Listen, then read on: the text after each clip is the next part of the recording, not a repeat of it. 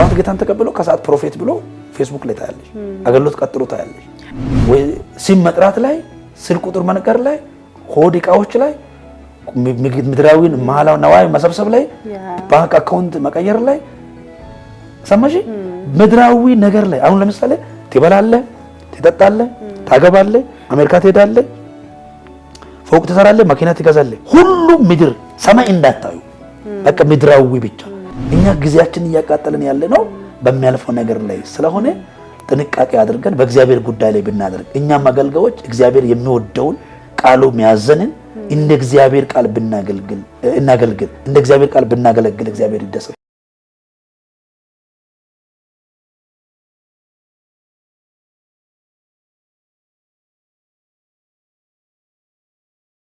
የጌታ ጸጋና አብሮነት ከሁላችሁ ጋር ይሁን። ተመልካቾቻችን እንግዲህ ከፓስተር ጋር ባለፈው እግዚአብሔር ወዳየልን ለመድረስ በሚል ሐሳብ ቆይታ አድርገን ነበር። ዛሬ ደግሞ ሁለተኛው መጽሐፍ ዳሰሳ እናደርጋለን ማለት ነው። ክርስትና ክርስቶስን መምሰል ወይስ ማስመሰል የሚል ነው። እንግዲህ ትንሽ የሚያከራክርና ለማንበብ የሚገፋፋ መጽሐፍ ሆኖ አግኝቼዋለሁ ማለት ነው። ምናልባት አንዳንድ ጊዜ ክርስቶስን ማስመሰል ይቻላል ወይ የሚል ጥያቄም የሚያስነሳ ነው ብዬ አስባለሁኝ ማለት ነው። ከርዕስ አመራረጥ በመነሳትና ሰው ክርስቶስን ለመምሰል ነው የተጠራውና ማስመሰል እንዴት ነው ይቻላል ወይ? ዝም ይለናል ወይ ጌታስ? ያው እኔ አሁን በጣም የሚገርምሽ ደቡብ አፍሪካ አሁን ሁለት ቸርቾች ላይ መጋቢ ሆኜ ለዓመታት ሰርቻለሁ። አሁን ሶስተኛ ቸርች ላይ እንዲሁ መጋቢ ለመሆን ይመለሳሉና ያው ቸርች ውስጥ ያሉ ስራዎች ላይ ነው የተወሰነ ዓመታት 2 ዓመት 3 ዓመት የሚሰራው እንጂ በቋሚነት የመስራት ፕላን የለንም። ሌላ ጋር ደግሞ መድረስ አለብን። ልክ ጳውሎስ ሮሜ ላይ ቆሮንቶስ ላይ 1 ዓመት 6 ወር ሮሜ ምንድነው ኤፌሶን ላይ 2 ዓመት እንደቆያ ሚዞናዊ ጉዞዎቹ ላይ ላይክ እንደዛ ሸክም ስለተሰማኝ ቸርቾች ውስጥ በዛው ወቅት ላይ በሚሰሩ ስትራክቸሮች ላይ ሰራለሁ። አንዱ ቦታ ሲሰራ ወደ ፑማላንጋ ይባላልና በዛ ቦታ አንድ ቸርች ውስጥ ሲሰራ ነው ይሄ ራይ የመጣው። አጠቃላይ በዓለማችን ላይም በደቡብ አፍሪካም በኢትዮጵያም ያለውን ክርስትና ሳይ ሪሰርችም እየሰራው ነበር። ዶክተሬቴን የሚመረቅበት ወቅትም ደርሶ ነበርና ዶክተሬቴን የተመረኩት እዛ ደቡብ አፍሪካ ነው። ሪሰርችም እየሰራው ጎን ለጎን ይመጣ ነበርና በክርስቲያን ህይወት በአጠገቤም በሩቅም ባሉ ሳይ ማስመሰል ይበዛል። ማሆን ሳይሆን ማስመሰል እንደ የኖርን ሳይሆን አሁን ክርስትና መኖር ማለት ክርስቶስን መምሰል ነው። የሚወደኝ ቢኖር መስቀሌን ተሸክሞ ይከተለኝ ነው። ግን ትውልዱ መስቀል ሲሸከም አናይም። በአቋራጭ ለመባረክ የሚሄደውን ጥረት ማየት ያስፈልጋል። የእግዚአብሔርን ቀን ጠብቆ ሳይሆን በየትም እንደምንም አድርጎ እንደተሳካ አድርጎ ለማስመሰል የሚሄደውን ርቀት እናያለን። ይሄ ከኛ አይጠበቅም። ስለዚህ ማስመሰል እንዴት ይቻላል ብለሽ በእንትኑ የጠየቅሽው ለማስመሰል አልተጠራንም፣ ለመምሰል ነው የተጠራነው። ክርስትና ምንድነው ብለን ራሱ ብንጠይቅ ክርስቶስ ኖሮ ያለፈውን ህይወት መድገም ነው። ሌላ ብዙ ሩቅ መሄድ አያስፈልግም። ክርስቶስ ኖሮ ያለፈው ህይወት 4ቱም ወንጌላት ላይ ተጽፏል። እሱን እያነበብን መድገም። እንዴት ጸለየ፣ እንዴት አገለገለ፣ እንዴት አስተማረ በቂ ነገር አለ።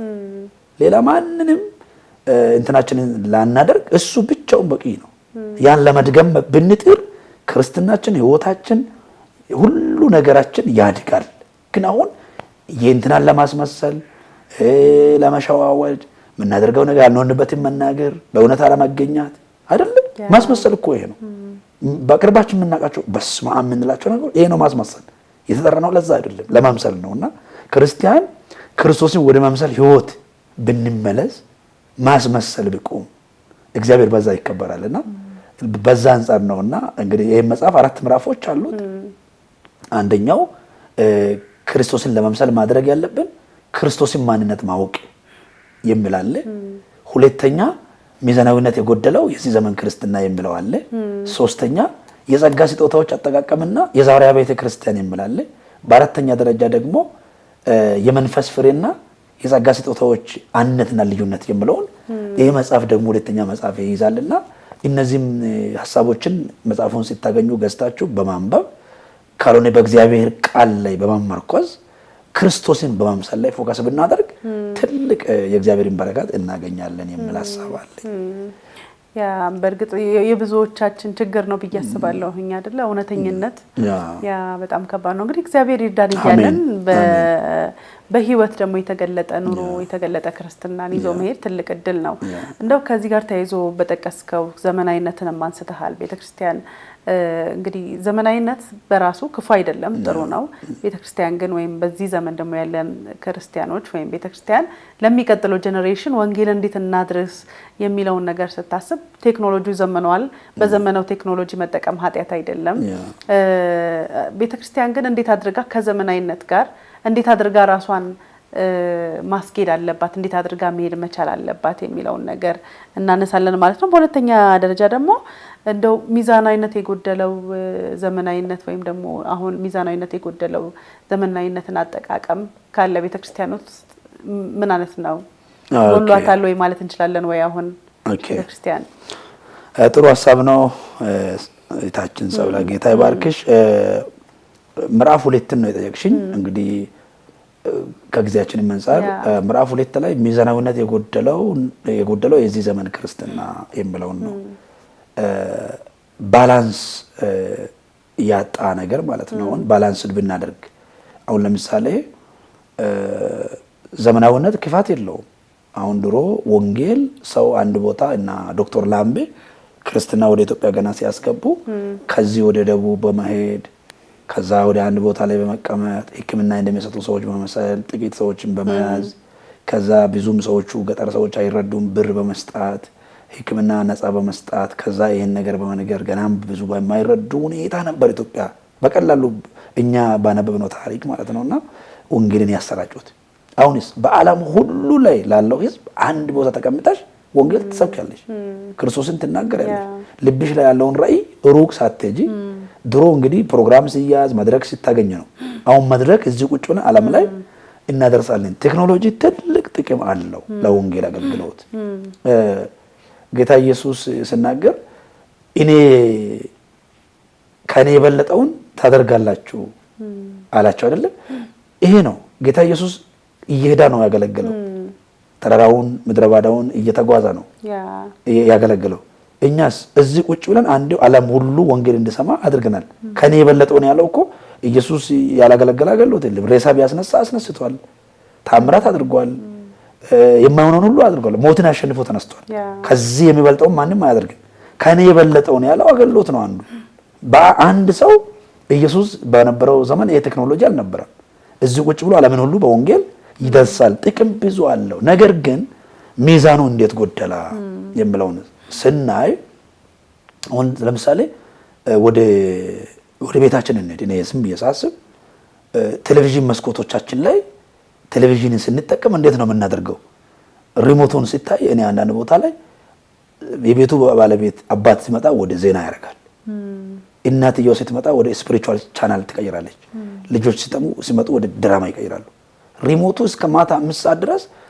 ቴክኖሎጂ እንትኑ በዚህ ላይ ደግሞ ቲክቶክ አለ ፌስቡክ አለ ሰው በቃ እርስ በርስ ራሱ እንኳን የሚጸልየው ሰዓት የእግዚአብሔርን ቃል የሚያነበው ቴሌቪዥን ያያል ይቀይራል እዚህ ይቀይራል እዚህ እርስ በርስም አያወራም ከዛ በኋላ 5 ሰዓት 6 ሰዓት እየተንገዳገዳ ነው ወደ ክፍሉ የሚገባው የሚጸልየው ሰዓት የለም የእግዚአብሔርን ቃል የሚያነበው ሰዓት የለም ሰው ምን ሆኗል ኦሬዲ ኮንፊውዝድ ሆኗል በቴክኖሎጂ ይሄን ቴክኖሎጂ እንኳን ምን ማድረግ አለ በስልካችንም ቢሆን በዩቲዩብ ቢሆን በቴሌቪዥን ቢሆን ምን ወያይበት ቢሆን እስከ ቤታችን በትንሹ ቤታችን ያለውን ብናይ ማለት ነው በግላችን ስናይ ኢቭን ይሄን ስልክ ስንይዝ መጽሐፍ ቅዱስን ሳንይዝ ቤተክርስቲያን እንገባለን ኢትስ ኦኬ ግን ሰዎች መጽሐፍ ቅዱስን ሳይዙ ቤተክርስቲያን ስልክ ይዞ ሲገቡ መጽሐፍ ቅዱስን ማንበብ ትቶ ስልክ ቁጭ ብለው ፌስቡካቸውንና ቲክቶካቸውን የሚጎረጉሩ ሰዎች አሉ አየሽ ጥቅም አለው ጉዳት አለው መጽሐፏን ብቻ አንብበን ሌላ ነገር ማን አድርግ ቢሆን ኢትስ ኦኬ ጠቅሞናል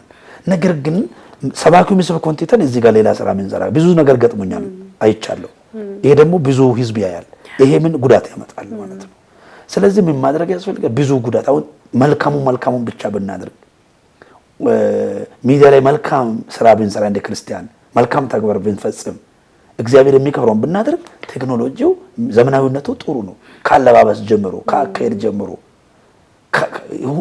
አጠቃላይ ባለው ሁኔታ ዘመኑ የሚፈቅደውን ብናደርግ ጥሩ ነው ለምሳሌ የግድ ካሁኑ ቴክኖሎጂ ማለት ካሁኑ ዘመን ጋር መስማማት ነው።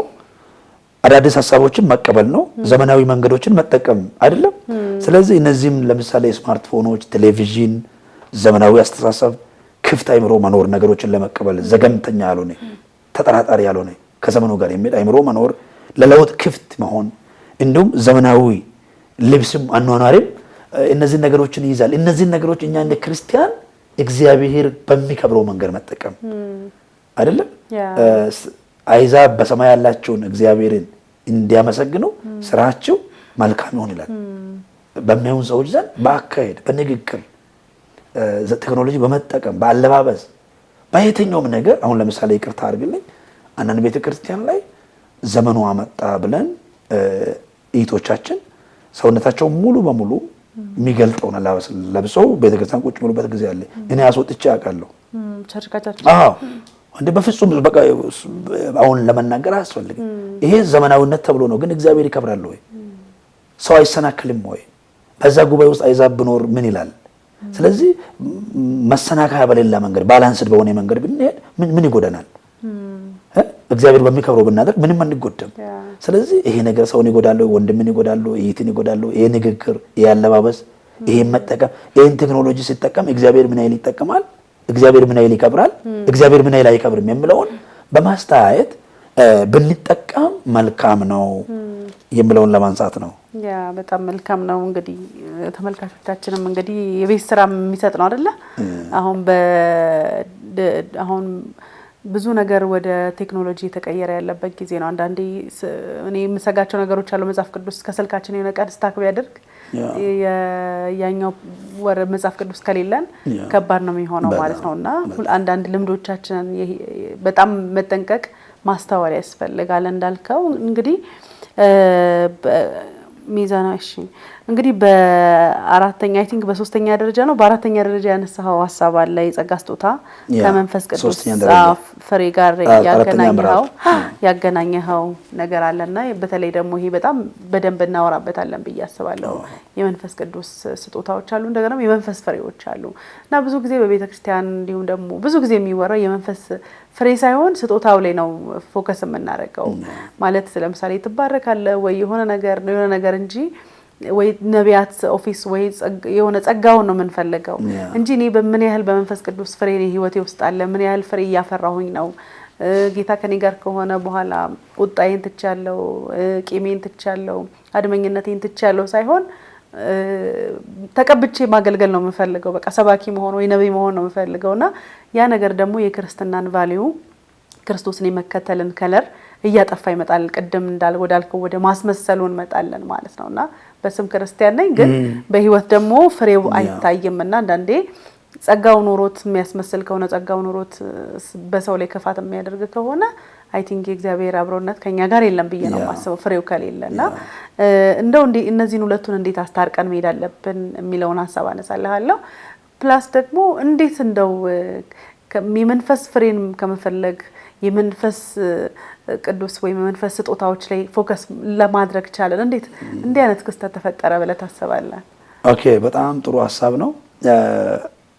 ጀነራላይዝድ እያደረገን እየሄድን ነውና ክርስትና ክርስቶስን መምሰል ወይስ ማስመሰል የሚለውን ሲያነሳ ክርስትና መሰረት ነው። ቴክኖሎጂ ደግሞ መሳሪያ ነው። መሳሪያ ሊበላሽ ይችላል፣ መሰረት ግን አይበላሽም። መሰረቱን በመሳሪያ ምክንያት ላለማበላሻት መሰረቱ ላይ ፎከስ እያደረግን በምንሄድበት ጊዜ እግዚአብሔር ለቤተ ክርስቲያን ልዩ ልዩ ጸጋ ስጦታዎችን ሰጥቷል። ኤፌሶን ምዕራፍ 4:11 ላይ እንደተጠቀሰው አንዳንዶችን እረኞች፣ ወንጌላውያን፣ ነቢያት፣ ሐዋርያት ይላልና በዚህ ስጦታዎች ውስጥ በነቢያትና ሐዋርያት ላይ የማይስማሙ ቸርቾች አሉ፣ የሚስማሙ ደግሞ የሚቀበሉ አሉ። የነሱ አመለካከት ነው። ግን እኔ ምንድነው የምለው ዛሬ ግርግሩን ሲታይ ሰው ፎከስ ያደረገው በቤተክርስቲያን ፎከስ ያደረገችው በስጦታው ላይ ነው። አንዱ ሰባኪ ብቻ 5 አይነት ኦፊስ ወይም ጸጋ ስጦታዎች አለኝ ይላል። እሱም ነብይ ነው፣ እሱም ገንዘብ ያዥ ነው፣ አስፈላጊ ነው ስጦታ ባይሆንም እሱም አስተማሪ ነው፣ እሱም መጋቢ ነው፣ እሱም ሐዋርያ ነው። ጠቅለል አድርጎ ይዟል። እሱ ብቻውን ታያለሽ እና ደቀ መዝሙር አለ ወይ? ወንጌላዊ አያስፈልግም እዛ ቸርች ወይ ነቢይ ሌላ አያስፈልግም ወይ አይዶን በቃ የለም። ግን ምንድነው ረሃቡ ለምንድነው እንደዚህ የሆነው? ባይዘው ይሄ ጸጋ ስጦታ ማይራግ አይደለም፣ ፓስተር ማይራግ አይደለም፣ ያገሎት ስም ነው። ግዛቸው ቢትም ፓስተር ግዛቸው ቢትም የሚያመጣው እንትን የለም። ግን የሚሰራው ስራዬን ወይ ጸጋ ስጦታውን ሊያሳይ እንጂ የኔ ማይራግ ስም አይደለም። ማይራግ ስም ማለት ወይ ዶክተር ተምሮ ወይ ሆነ ነገር ቢት ነው። ሰው አሁን እንደማይረግ አድርጎ ራሱን አረከም። ደግሞ አይተሽ እንደሆነ እኔ ድሮ ወንጌላዊ የሚባል ስጦታ ጸጋ ስጦታ አለ፣ ሰው ይጠራል። አሁን አይጠራም። ወንጌላዊ ሲባል ራሱ ዛሬ ወንጌላዊ እንትና ጋር ሲባል ሰው ጉባኤ ውስጥ ይንሾካሾካሉ። አገልጋይ ወንጌላዊ ግን ኢየሱስ ክርስቶስ ወንጌላዊ ነው። ሐዋርያቶች ወንጌላዊ፣ ሉቃስ ወንጌላዊ ነው፣ ማርቆስ ወንጌላዊ ነው። የክርስቶስ አይን ምስክር ናቸው ሐዋርያት ይሆኑ እንጂ የማርቆስ ወንጌል ነው ማለት የዮሐንስ ወንጌል የማቴዎስ ወንጌል ነው ማለት እና ይመስለኛል አንድ ወቅት ላይ ተፈላጊ ዘማሪ ነበር። ኢንካም ያስገኛል፣ ስሙም ቶሎ ይወጣል። ከዛ ደግሞ አንድ ወቅት ላይ ፓስተር ተፈላጊ ሆነ። ፓስተር ምለው ሹመት ማይፈልገውም ፓስተር መሆን ይፈልጋል። ቀጥሎ ደግሞ ነቢይ የምለው ነገር ደግሞ ጥሩ ሆነ። እኔ ይመስለኛል ስጦታው ራሱ እግዚአብሔር ሰጥቶ ጥሪ ኖሮት ስንቱ ነው ጥሪ ኖሮት እንደዚህ የተጠራው። አሁን አይተሽ እንደሆነ አባቶች ተሰብስበው ጊዜው ደርሶ ታምሮ ማለፍ የሚገባውን ጊዜ አልፎ አይደለም። ጠዋት ጌታን ተቀበለው ከሰዓት ፕሮፌት ብሎ ፌስቡክ ላይ ታያለሽ። አገልግሎት ቀጥሎ ታያለሽ። ምንም ሳያቅ ለእነት ሳይማር ሳይጠመቅ። ይሄ ግርግር ከምን የተነሳ ነው? ሰው ለምን ክርስቲያን መረጋጋት ያስፈልጋል። እግዚአብሔር በሚያሳልፈው ኢየሱስ ክርስቶስ አምላክ እኮ ነው። ለ30 ዓመት የአይሁዶችን ወግ ጠብቆ ለአገልግሎት አይወጣም ነበር። በሃይማኖት መሪዎች እግር ስር ቀኑን ይጠብቅ ነበር። ለ30 ዓመት ያገለገለው 3 ዓመት ተኩል ነው። የቆየው ግን 30 ዓመት። ለምን መጠበቅን አንማርም? በ3 ዓመት ተኩል አገልግሎት 30 ዓመት ማንም ካገለገለው አገልግሎት ከ30 ሺህ ዓመት በላይ አገልግሎት አገልግሏል። ጥቂት ጊዜ ላይ ብዙ ቢሰራ እግዚአብሔር በእኛ ላይ ያለ ለምን አንጠብቅም? ለምን ጊዜን እግዚአብሔር የሰጠኝ ስጦታ ነው ወይ በእኔ ላይ ያለው ወይስ እኔ ፈልጌ የተጠራውበት? እግዚአብሔር ነው የጠራው ወይስ ራሴ? እዚህ ጋር አሁን ኮንፊውዥን የሚፈጥረው ብዙ ነገር ስላለ ጸጋ ስጦታዎች ላይ ያለው ነገር ሰው አጠቃቀሙን አላወቀም። ፎከስ የሚያደርገው አሁን ለምሳሌ በዚህ ዘመን ትንቢት ላይ ነው ፎከስ የሚደረገው። አገልግሎት ሁሉ ትንቢት ቢሆን ብሎ ነው ሰው የሚያምነው። ትንቢቱም ደግሞ ፎከስ የሚያደርገው በአካል ብልቶች ላይ ነው ወይ ስም መጥራት ላይ፣ ስልክ ቁጥር መንገር ላይ፣ ሆድ ዕቃዎች ላይ፣ ምድራዊን ማላው ነዋይ መሰብሰብ ላይ፣ ባንክ አካውንት መቀየር ላይ ሰማሽ? ምድራዊ ነገር ላይ አሁን ለምሳሌ ትበላለህ፣ ትጠጣለህ፣ ታገባለህ፣ አሜሪካ ትሄዳለህ፣ ፎቅ ትሰራለህ፣ መኪና ትገዛለህ። ሁሉም ምድር ሰማይ እንዳታዩ በቃ ምድራዊ ብቻ። ጌታ ኢየሱስ ክርስቶስ ሲናገር አስቀድማችሁ የሰማዩን ጽድቁንና መንግስቱን ፈልጉ ይህ ሁሉ ይጨመርላችኋል የተባለው ነው እኛ እየጠራን ያለ ነው። ስለዚህ እያንዳንዱ ኦፊስ ወይም ጸጋ ስጦታዎች ያስፈልጋሉ። ጳውሎስ እንዳለው ተቸግሮ ቆሮንቶስ ላይ እሱ ምንድነው ያለው? ሰው አይን ብቻ ቢሆን አለ። አሁን ለምሳሌ እኔን ዛሬ አንቺ ጠርተሽኛል፣ ወደዚህ እየመጣው ኦፊሳችሁን አላውቅም፣ ጠቆምሽኝ፣ ወደዚህ መጣው። ሲመጣ እኔ እዚሁ ሲወርድ ከመኪና አይን ብቻ ቢሆን አይ ትልቅ አይን ቢሆን ከባድ ነው። ማየት ብቻ ነው የሚሆነው አይደል? እዚህ ቁጭ ላለው ማየት ይሆናል። ጳውሎስ ለዛ ነው ሰው አይን ብቻ ቢሆን አለ። ሰው እጅ ብቻ ቢሆንስ መጨበጥ ብቻ ነው የሚሆነው። ሰው ጆሮ ብቻ ቢሆንስ መስማት። ስለዚህ አገልግሎት ነብይ ብቻ ከሆነ ዝም ብሎ ትንቢት መናገር ብቻ ነው የሚሆነው። አስተማሪ ያስፈልጋል። ጆሮ፣ አይን፣ እግር፣ እጅ እንደሚያስፈልግ ሁሉም ጸጋ ስጦታ በእኩል አንድም ከአንድም አይበልጥም፣ አንድም ከአንድም አያንስ። ጸጋ ስጦታ እኩል ነው። የተኛውም ጸጋ ስጦታ ብዙ ጸጋ ስጦታዎች እግዚአብሔር ይሰጣቸዋል። ስለዚህ ይሄን ክርስቲያኖች በማመን የሚበልጥ ጸጋ እንደሌለ የሚያንስ ጸጋ ስጦታም እንደሌለ በማመን የእግዚአብሔር እኔ አሁን የጸጋ ስጦታዎችና በመንፈስ ፍሬ መካከል ያለው ልዩነት ያልኩት የእግዚአብሔር የልቡ ደስታ በዛ ጸጋ ስጦታ በመናፈራው ፍሬ እንጂ በጸጋ ስጦታ አይደለም። እሱ ነፃ የሰጣ ጸጋ ነው። ጸጋ ስጦታ እሱ ከኛ የሚፈልገው በዛ ጸጋ ስጦታ ያፈራነው ፍሬ ነው። ስንት አፍርተሃል? አዎ አሁን ለምሳሌ ማቴዎስ ወንጌል ምዕራፍ 7 ቁጥር 22 አካባቢ በስሜ አጋንንት አላወጣንም፣ ምን ትንቢት አልተናገርንም፣ ምን ብዙዎችን አልፈወስንም፣ ምን ሽባዎችን አልተረተርንም ምን ይሉኛል እኔ ግን ከቶ አላወኳችሁም እኔ አላወኳችሁም ነው እላቸዋለሁ ነው ስለዚህ ጸጋ ስጦታውን ሰጥቻችሁ ነበር ግን ፍሬ አላፈራችሁም ነው ስለዚህ እኔ ነብይ ነኝ እኔ ሐዋርያ ነኝ እኔ ፓስተር ነኝ ሳይሆን ፓስተር በሆንኩት ጸጋ ስጦታ ፍሬ አለኝ ወይ ህዝቡ ፍሬ እንዲያፈራ ያደረኩ ነው ወይ ትጋት መኖር ያለበት ስለዚህ በገላትያ ምዕራፍ 5 ላይ ተገለጡ ፍሬዎች አሉ የመንፈስ ፍሬ ፍቅር አለ ወይ ቸርነት አለ ወይ በጎነት አለ ወይ ራስን መግዛት አለ ወይ እነዚህ ነገሮች ምናፈራ ከሆነ ፍሬ ምናሳይ ከሆነ በአገልግሎታችን ያ የሚገለጥ ከሆነ ጸጋ ስጦታችን ውጤታማ የሆነ ነው ይሄ የማይሆን ከሆነ ይሄ የማንፈጽም ከሆነ እንደነዛ ከቶ አላወኳችሁም እንደተባሉት እንዳንሆን ቆም ብለን ራሳችንን በማሰብ ጸጋ ስጦታ ካለ ጥሩ ነው ለህዝብ በረከት ነው ለክርስቲያን በረከት ነው ግን ፍሬ አለ ወይ ህዝባችን በእኛ ጸጋ ያፈራ ነው ፍሬ እኛስ ፍሬ አለን ወይ የሚለውን ቆም ብለን ብናስብ ከማስመሰል መንፈስ እንቆጠባለን ወደ መምሰል ህይወት ውስጥ እንገባለን የሚለውን ሐሳብ ያው ለመግለጥ ያህል ነው ይሄን ሐሳብ ያነሳው በጣም መልካም ሐሳብ ነው መጽሐፍ ቅዱስ ደቀ መዛሙርቶቹን ሲጠራቸው እንድትሄዱና ፍሬ እንድታፈሩ ፍሬያችሁም እንዲበዛ ሾምኳችሁ ይላልና የክርስትና ህይወት ፍሬ 1-2 ተብሎ መታየት ያስፈልጋልና የመንፈስን ፍሬ በህይወታችን አለ ወይ የለም አክቲቭ ነው አይደለም ወይ የሚለውን ነገር ማስተዋል ያስፈልጋል በእርግጠኝነት እንግዲህ ክርስቶስን ወደ መምሰል ሰው ሲመጣ ይሄንን ዓለም ይጠላል አይደለ ይሄንን ዓለም ትተን ይላኛውን ዓለም ቀደም እንዳልከው መተው የሚገባንን እየተወን መያዝ የሚገባንን አስቀድማችሁ ጽድቁንና መንግስቱን እሹ ሌላው ይጨመርላችኋል ከተባለ ተጨማሪውን የሚፈልግ ሰው ሁሉ ጊዜ ምድርን ነው የሚያስበው ግን ያ ዋናውን ክርስቶስን ካስካየ ነው ግን እስከ እግዚአብሔር መንግስት ድረስ ጽዮን እስከንገባ ድረስ ፕሮሞት የምናደርገው የምናወራው ስለ ክርስቶስ ኢየሱስ ነውና በጣም ትልቅ ወሳኝ ሐሳብ ነው በያስባለሁ እንደው ምናልባት ከዚህ ጋር ተያይዞ በተለያዩ እንግዲህ አንተ ባለህበትም ደቡብ አፍሪካ በኢትዮጵያም እንግዲህ ትንሽ የትንቢቱ ነገር በጣም አሳሳቢ ደረጃ ላይ ደርሷል አይ ቲንክ ኢትዮጵያውን ሰው አንደርስታንድ እያደረገ የተስተካከለም ያለ ይመስለኛል ማለት ነውና እንደው ገጠመኞች ካሉ ከትንቢት ጋር ተያይዞ የምትነግረን ነገር ካለ ድል ልስጥብዬ ነው ኦኬ አሁን ጌታ ይባርክሽ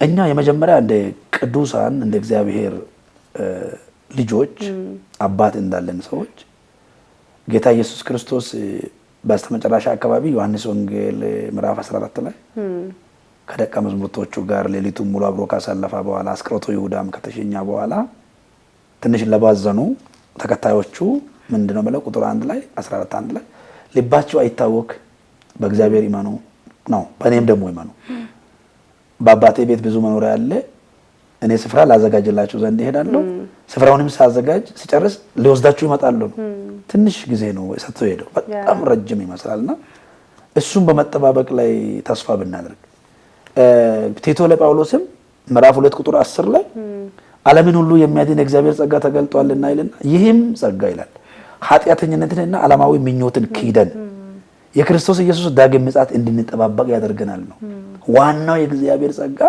ዓላማው ክርስቶስን ምጽአት እንድንጠባበቅ ነው የሚያደርገው ዛሬ አሁን ቤተክርስቲያን ላይ ይሄ እግዚአብሔርን በእውነተኛ መንፈስ የሚያገለግሉ አገልጋዮች አሉ ንጹህ አገልጋዮች አሉ ለጥቅማቸው የማይኖሩ አሉ ለዝና የማይኖሩ አሉ ግን ሌሎቹ ደግሞ ይታወቃሉ ሁሉም ያውቃቸዋል ስለዚህ ሰው ከእንደዚህ አይነት ጊዜ ከማቃጠልና ከመሸወድም ከማስመሰልም ወጥቶ እውነተኛ እግዚአብሔር ሲሰራ እኮ ባይዘው አጋንንትን ማስጮህ ያን አገልጋይ ጸጋ ስጦታ አይደለም ለክርስቲያን ሁሉ የተሰጣ ያመኑትን እነዚህ ምልክቶች ይከተላቸዋል ጸጋ አጋንንትን ማስጮህን ዳቦ መብያ አድርጎ በየሳምንቱ አጋንንት ያስጮሁ ይሄ ጸጋ ስጦታ አይደለም እያንዳንዱ ክርስቲያን አጋንንትን ማስጮህ ይችላል የተለያዩ ድራማ መስራት የለበትም በዚህ ጸጋ እናገለግላለን ሁላችንም ነገር ግን ኳሊፋይድ ወደ እግዚአብሔር ቃል መመለስ ያስፈልጋል አሁን ያን ዝብርክርክ ውስጥ እኔ ከገባው ብዙ ነገሮችን ስለሚያወጣ በዚህ ሚዲያ ላይ እውነት ማውራት አልፈልግም በዚህ መጽሐፍ ውስጥ ግን የጻፍኳቸው ነገሮች አሉ እና አንድ ምሳሌ መጠቀም የሚፈልገው በእኛ ሀገር በ97 ዓመተ ምህረት አንድ ሰው የስሙን አልጠቅስምና የመጀመሪያ ቀፎ ገዛ የምን ቀፎ ሞባይል ቀፎ ትንሽ የሞባይል ቀፎ ነው 97 የነበረችው ጭንቅላቷ ወፈር ያለ ሞተር ይላናል እሷ ጥጥጥ የምትለው እሷን ገዛ ገጠር ውስጥ እኛ ቤተክርስቲያን ቃለ ሕይወት ነው። የቃለ ሕይወት ቤተክርስቲያን መሪዎችና አገልጋዮች ማታ ሄደን መረቅ ነው ስልኩን ቀፎዋን የመጀመሪያ ነው እና በቃ እንኳን ቡና ተፈልቶልን ምናምን ቆሎ ተዘጋጅቶ አቀባበል አድርጎ ቀፎዋ የሆነች ነገር ላይ ቁጭ ብላለች። በቃ እሷን እያየን አቤት እየተገረምን ባለሀብት ነው ሰውየው እዛ ያው ነጋዴ ነበር እና ገና ሲም ካርድ አልገዛም ኔትወርክም አልተለቀቀም አካባቢያችን ላይ ቀፎ ብቻ ነኝ። ከዛ ሁለት ሰው አመሰገነ እግዚአብሔር ለዚህ ቀፎ ወንጌላዊና አንድ መሪ። ጠዋት ደግሞ ማታ ማሄድ ስለማይቻል እናቶች ነጠራቸውን እየሸረጡ ይልል እያሉ የነጋዴውን ቅጥር ግቢ ያደመቁ በግር እንኳን ሚስቱን ሰላም እሱን ልጆቹን ይልል እያሉ ከዛ ሰውየውም ሰዎቹን አይቶ ከ15 ቀን በኋላ 50 ኪሎ ጤፍ አስፈጭቶ 3 ድንኳን ደጁ ላይ ደቁኖ ቀፎን አስመረቀ። የምርቃት ፕሮግራም አዘጋጃ። አንድ ሰባኪ ጋበዛ፣ አንድ ዘማሪ ጋበዛ። ቀፎ በትልቅ ጠረጴዛ ላይ ወጥቶ ሰው ሁሉ ስብከት አያዩ ቀፎን ይተቃቀሳል። አቤት እያለኝ ባዶ ቀፎ ኔትወርክ የሌላ ቀፎ ሲም ካርድ የሌላ ቀፎ ቢኖርስ የዕለቱ ሰባኪ ምን ብሎ ቢሰብክ ጥሩ ነው? የስብከቴ ርዕስ ይመጣላችኋል የሚል ነው አለ። ምን ቀፎ ታያዝ ውስጥ ይመጣልያል። ምን ቀፎ ይመጣልያል። ቀፎ ጉባኤ ቀፎ በቀፎ ነው ቀረ። ስብከቱ የቀፎ ትንቢቱ የዕለቱ የቀፎ ቀፎ ነው። ስለዚህ ያን ዘመን በዚህ መጽሐፍ ላይ አለ። ይሄ ምሳሌ በመጀመሪያ መጽሐፍ ላይ መጠኑ ይለያይ እንጂ ዛሬም ትውልዱ እየጮኸ ያለው ለቀፎ ነው። ፎቅ ቀፎ ነው። መኪና ቀፎ ነው። ውጭ ዓለማት መዞር ቀፎ ተራ ነገር ነው። ከሰማይ በታች የሚታየው ነገር ሁሉን ያየው ሰለሞን ምን አለ? ከሰማይ በታች ከምድር በላይ ያለው ነገር ሁሉ ከንቱ ነው ብሏል። ስለዚህ ማስቀደም፣ መጨነቅ፣ መጣበቅ ትንቢቱን ለዛ ማድረግ የለብንም። ትንቢት የተሰጠን ቤተክርስቲያን እንድትታነጽ ትውልድ ክርስቶስን እንዲመስል ወደ ቃሉ እንዲመለስ ነቢያቶች 17ቱንም የብሉይ ኪዳን ስንመለከት እነሱ እግዚአብሔርና ሕዝቡን የሚያስታርቁ ናቸው በትንቢታቸው። አዎ ለሰው መልእክት ያመጣሉ፣ ለተቸገሩ መልእክት ያመጣሉ። ግን ፎከስ ያደረጉት ዋናው ጉዳይ በእግዚአብሔር ጉዳይ ላይ ነው። ሐዋርያቶች አዲስ ኪዳን ላይ ያሉትን እስቲ እናንብብ። የዚህ ዘመንን አገልጋዮች የኛንም ሕይወት ከዚህ ጋር ብናስታይ ምን ይመስላል? እኛ ጊዜያችንን እያቃጠልን ያለ ነው በሚያልፈው ነገር ላይ ስለሆነ ጥንቃቄ አድርገን በእግዚአብሔር ጉዳይ ላይ ብናደርግ እኛም አገልጋዮች እግዚአብሔር የሚወደውን ቃሉ የሚያዘንን እንደ እግዚአብሔር ቃል ብናገልግል እንደ እግዚአብሔር ቃል ብናገለግል እግዚአብሔር ይደሰታልና ህዝቡም አገልጋዮችም ወደ እግዚአብሔር ቃል እንመለስ፣ ወደ ክርስቶስ ወደ ማምሳል ህይወት እንመለስ። እግዚአብሔር የሚደሰትበትን ህይወት እንለማመድ። ማንንም ፎከስ አድርገን ሳይሆን እግዚአብሔርን ፎከስ አድርገን እንድንጓዝ ጥሬን አሳስባለሁ። እግዚአብሔር ይባርካችሁ። በጣም ጥሩ ቆይታን ያደረግነው ፓስተር ጌታ ኢየሱስ ክርስቶስ ይባርክ። ወደ ዋናው እንድንመለከት መጽሐፍ ቅዱስ ሲናገር ጌታ ኢየሱስ ክርስቶስ እኔ የዓለም ብርሃን ነኝ ይላል እና የሚያምንብኝ ቢኖር የሚከተለኝ ቢኖር የህይወት ብርሃን ይሆንለታል፣ በጨለማ የህይወት ብርሃን ይሆንለታል እንጂ በጨለማ አይመላለስም ይላል ማለት ነውና ደቀ መዛሙርቶቹ ፕሮሞት ያደረጉት ይህንን ብርሃን ነው፣ ይህንን ህይወት ነው እና እኛ ጋር የሚደረሰው ህይወት ይሄ ነው። ይህንን ህይወት ይዘን ስንሄድ ግን ሌላ የሚጨመረው ነገር ብርቃችን አይሆንም ማለት ነው። ቅድም እንዳልከው እንደሰጠን ምሳሌ ሰው ቀፎ ላይ ፎከስ ያደረገው ዩኒክ ስለሆነ ነው እና ስብከቶቻችን ማቴሪያል ላይ ከሆነ ያ ማቴሪያል ስናገኝ ሌላ ማቴሪያል እንፈልጋለን። የሰው ምኞቱ ከምኞት አይጎርልም የሰው ህይወት ማለት ነው። ግን ክርስቶስ ላይ የተመሰረተ ከሆነ ስብከቶቻችን፣ ኑሯችን፣ ህይወታችንም እሱን ነው ፕሮሞት የሚያደርገውና ተመልካቾቻችን እናንተም ገዝታችሁ እንድታነቡ እንድትባረኩ እንግዲህ ክርስቶስን በመምሰል ህይወት ለማደግ የሚያስፈልጉን መሰረታዊ ሐሳቦች ስለተጻፉበት እንድትገዙ ጠይቃችኋለሁ። በመጨረሻ ፓስተር የምታስተላልፈው መልእክት እንግዲህ ቀደም በደንብ አልጠቀስኩኝም። ዶክተር ነህ እንግዲህ በተለያዩ ስፍራዎች ጌታን ታገለግላለህ። በጣም እኔ ከገረመኝ ነገር ከቀረጻ በፊት ስናወራ ነበር እና በኮሊንግ ነው ቤተክርስቲያን የምትሄደው። ስራ መስራት ያለብን ሰርተ ከዛ አጠናቀ ደግሞ ወደ ሌላ ቤተክርስቲያን ነው ሽፍት የምታደርገው ማለት ነው እና ምናልባት ይሄንንም ደግሞ ሌሎች ፓስተሮችም እንዴት መከተል አለባቸው? አንዳንዴ የሆነ ቦታ ጨርሰን ረጅም ጊዜ እንቆያለን እዛ ቦታ ስራ ከሌለን መሰንበትም የለብንም እና ስራ ያለበት ሰው ግን ቶሎ ቶሎ ሰርቶ ወደ ሌላኛው ኃላፊነት ይሄዳልና ይሄንንም ኤክስፒሪየንስን ሼር አድርገን በመጨረሻ ማስተላለፍ የምትፈልገው መልእክት ካለ መልእክትን አድርሰን እንለያያለን ማለት ነው። ኦኬ ያው ጌታ ይባርክሽ። አሁን እኔ የምሰራው በልቤ ላይ እግዚአብሔር እንዳስቀመጠው ነው። ሌሎቹ ያው ለምሳሌ እነ ጳውሎስ ዘመን ጳውሎስ ከ1 እስከ 3 ሚስዮናዊ ጉዞ ወጥቷል። ከበርናባስ ጋር ከስላስ ጋር ከሌሎችም ሰዎች ጋር ከነ ሉቃስ ከነ ጢሞቴዎስ ሌሎችም ተቀላቅለዋል መንገድ ላይ ብዙ ሰዎች እና እሱ ግን 2 ዓመት 1 ዓመት ተኩል 1 ዓመት እየቆየ አገልግሏል። ስለዚህ እኔ ደግሞ በአንድ ቸርች ውስጥ እንድቆይ እግዚአብሔር የፈቀደውን ጊዜና እግዚአብሔር በእኔ የሚሰራውን እንትን ስል ሌላ ጋር ደግሞ መድረስ ስላለብኝ ያን ሸክም ስለሰጠኝ ሰዎቹም ፍላጎት ስላለኝ ነው።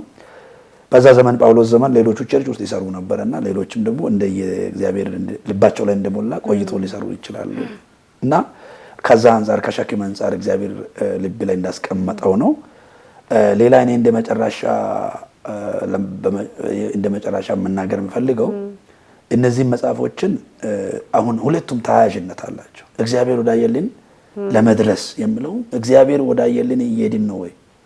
እግዚአብሔር ያየውን ነው እያየን ያለ ነው? እኛ ራሳችን የምንፈልገውን ነው? እግዚአብሔር ያየውን ቃሉ የሚለውን የእግዚአብሔርን ሐሳብ እያደረግን እንሄድ። እኔ የጻፍኩት 4 ምዕራፍ ነው። ይሄ እኔ ጊዜው ሁኔታው ስለማይፈቅድ ነው እንጂ ብዙ ነገር አለ እግዚአብሔር ወዳየልን ለመድረስ። ያን እያደረግን ቃሉን እያነበብን እንደ ቃሉ እየኖርን እግዚአብሔር ያየልን ምንድነው? በዚች ምድር ላይ ማተው ይጥፍ የተባለች ትንሽ ቆይታ ነው። ዋናው የክርስቶስ ምጽአት ያ ነው መዳረሻችን እዛ ነው። ስለዚህ ያን ለመድረስ የእግዚአብሔርን ሐሳብ እየፈጸምን እንድንሄድ ነው። ሌላው ክርስቶስን መምሰል ያስፈልጋል። ታግለን ወገኖቼ አሁን በምን ላይ ነው ቢዚ የሆን ነው? በእግዚአብሔር ጉዳይ ላይ ነው። ፕሮግራም ስናዘጋጅ፣ ኮንፈረንስ ስናዘጋጅ፣ እንግዳ ስንጋብዝ፣ ስንገለገል ውጥርጥር ያልነው ጉዳይ፣ ጭንቅንቅ ያልነው ጉዳይ፣ ሸክም ሆነብን ጉዳይ የእግዚአብሔር መንግስት ጉዳይ ነው ወይስ ምድራዊ ጉዳይ ነው? ምን ይለናል እግዚአብሔር? ሐሳቡን ይናገረናል ወይ ነው? ምን ይለኛል ነው? ሴልፊሽ ነን ወይስ ለራሳችን ጉዳይ ነው ወይስ ለእግዚአብሔር ጉዳይ ነው? ስለዚህ እኔ የምለው ወደ እግዚአብሔር ጉዳይ እንመለስ። እግዚአብሔር ወደ ልቡ ወደ ነፍሱ ጨዋታ እንመለስ። እግዚአብሔር በሚከብረው መንገድ እንመላለስ። አገልጋዮችም እንደነ ያለን እግዚአብሔር ጠርቶናል። በዚህ ዘመን በመጨረሻ ዘመን እግዚአብሔር የሚከብረው መንገድ አገልግሎታችን እግዚአብሔር ወደሚከብረው መለወጥ፣ ወደ እግዚአብሔር መመለስ፣ ህዝቡን ወደ እግዚአብሔር መመለስ። መጽሐፍ ሲናገር ዳንኤል ላይ ብዙ ሰዎችን ወደ ጽድቅ የሚመልሱ እንደ ከዋክብት ይደምቃሉ ይላል። ስለዚህ ህዝቡን በማነስ በመመለስ ህዝቡን በማገዝ በማጽናናት እግዚአብሔር ወዳየላቸው እንዲደርሱ ማጠንከር፣ ማስተማር፣ ማገልገል ያስፈልገናልና ሁላችንም ደግሞ የእውነትን ቃል በቅንነት በመናገር የእውነትን ቃል በማስተማር የተፈተነውን ራሳችንን ለእግዚአብሔር ለማቅረብ መትጋት እንዲሆንልን ጸሎቴም ነው። ያው እግዚአብሔር የሚፈልገውን ነገር ሁሉ ብያለሁ የሚል ድፍረት ባይኖረኝም ለአካሉ መታነጽ ሲባል የበኩሌን ድርሻ ተወጥቻለሁ የሚል ሐሳብ ይኖረኛልና እንግዲህ እናንተንም ይሄን እድል የሰጣችሁ እግዚአብሔር ይባርካችሁ። የተመለከታችሁ የሰማችሁ ባለም ያላችሁ ሁላችሁ እግዚአብሔር ይባርካችሁ። እንዲሁም ሚዲያውን እኛን በመቅረጽ ያገለግላችሁ እግዚአብሔር ዘመናችሁን ይባርክ።